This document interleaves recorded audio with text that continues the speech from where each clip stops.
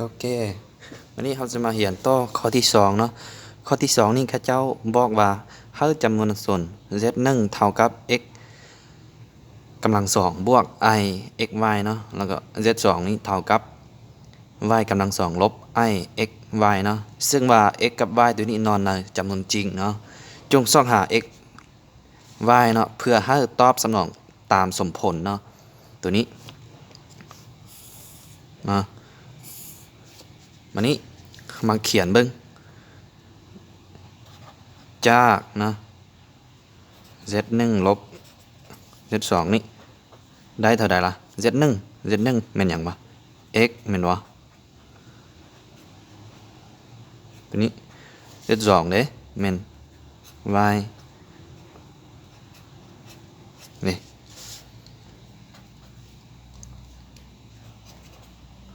ตัวนี้ลบใส่คูณลบใส่เป็น u ลบ y เนาะแล้วบวก i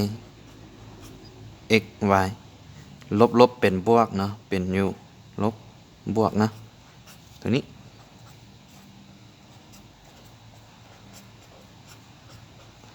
ตัวนี้กับตัวนี้คือกันเป็นวะแสดงว่าบวกใส่จะได้อยู่ตรงนี้เห็นปะนี่แต่ว่าตัวนี้มันเท่ากับ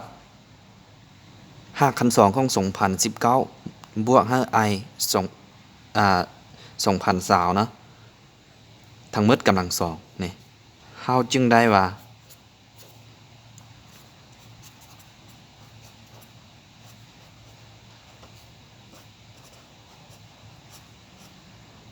เท่ากับ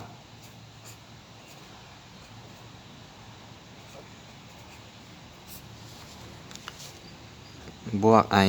2020ทั้งหมดกำลังสองแบบสิเห็นบ่โอเค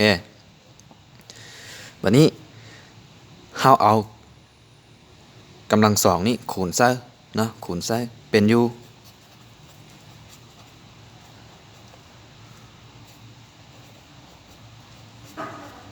เป็น u ตัวนี้เป็นกำลังสองนี้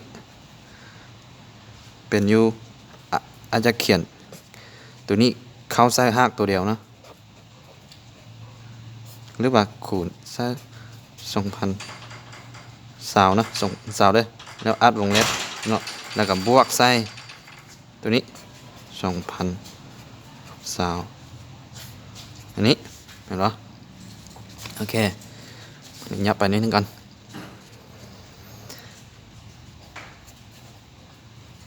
เขียนตัวนี้คือเก้านะบวกอยู่ i 2000นี่2019ตัวนี้2020เวลาคูณใส่นะตัวนี้มันจะเป็น i กำลังสองเป็นปะแล้วหรือว่าจะเขียนใส่เลย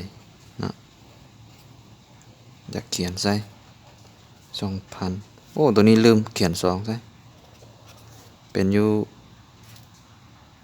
2019คูณใส่2020เนาะเห็นวงเล็บใส่และตัวนี้จะได้อยู่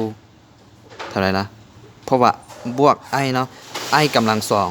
เป็นอยู่-1เหมือนบ่แล้ว5,200ของ2020จะได้อยู่2020นี่เท่านี้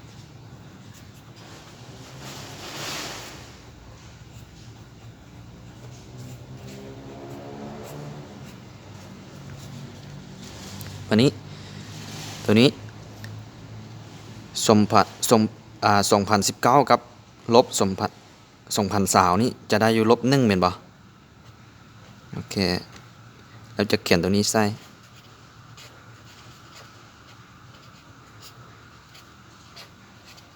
2020นี่วันนี้เรามาเทียบเนาะมาเดี๋ยวนี้เรามาเทียบภาคส่วนจริงเทียบใส่ภาคส่วนจริงภาคส่วนสำนึกเราเทียบใส่ภาคส่วนสำนึกเนาะจะได้อยู่ว่า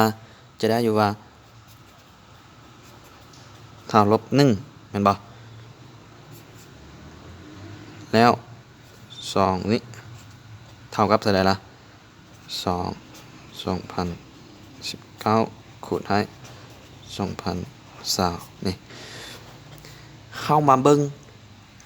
ถ้าเฮาเทียบใส่สมผลที่2นี่ถ้าเฮาคัดตัวนี้ก็ได้คือกันแล้วมาเทียบใส่ตัวอยู่ถึงแล้วสังเกตออกบ่ว่าค่าของ x กับ y นี่มันจะออกอย่างไรสังเกตออกบ่โอเคมันออกเท่าใดล่ะถ้าสิเอาไปแก้สมผลนะตัวนี้ลบบวกหรือลบนะ2019กำลัง2บวกลบ2020กำลัง2ตัวนี้ได้บ่ได้เพราะว่าบวกหรือลบตัวนี้เวลาขึ้นกำลัง2ใส่มันจะได้เป็นบวกหมดแม่นบ่ตัวนี้ก็คือกันจะได้เป็นบวกหมดแล้วอยู่นี่นะมันได้อยู่2กรณีก็คือถ้าว่าเป็นลบแล้วก็เป็นลบหมดเนาะพอยเนี้ยเนาะเป็นลบทางคู่นะแล้วก็อีกกรณีนึงก็คือบวกทางคู่นะได้ด้วยนะเพราะว่าตัวนี้เป็นบวกนะเป็นบวกแล้วตัวนี้เป็นลบนี่ก็ได้ทาง2คู่แสดงว่าเนาะจะได้อยู่เนาะให้ขอออกนิดนึงก่อนจะได้อยู่x ถ้าว่า x 1นี่นะมันจะได้อยู่ลบเนาะ2019 y 1นี่เด้จะลบ2020ความใส่ x 2นี่2019เนาะแล้วก็ y 2นี่2020เวลาตอบใจผลเนาะของระบบสมผลนี้ให้พวกน้องเขียนวงเล็บใส่เนาะตัวนี้นะตอบตัวน้อยก่อนแล้วก็อยู่นี่นะจะเฮ็ดจำจุดก็ได้เนาะแต่ว่าแต่ละประเทศน่ะมันจะเฮ็ดต่างกันไปเนาะแต่ว่า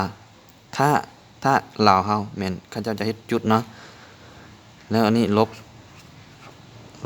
2020อยู่นี่จำจุดนะ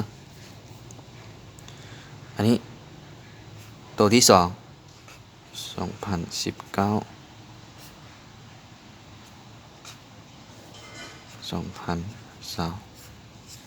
แล้วก็เฮ็ดขอใส่แล้วก็แล้วเนาะบ่แม่นวงคอนะวงปีกานะแล้วก็ข้อนี้มีแต่เท่านี้เนาะเก๋ง่ายๆแบบนี้นะถ้าว่าน้องใดบ่เคยเห็นก็จะยากนิดหน่อยแต่ว่าเคยฝึกตนเองมันจะง่ายนะสำหรับข้อนี้ก็บ่ได้เท่านี้เนาะสุดท้ายนี้ขอฝากกดไลค์กดแชร์เป็นกำลังใจให้อ้ายนี่เด้อ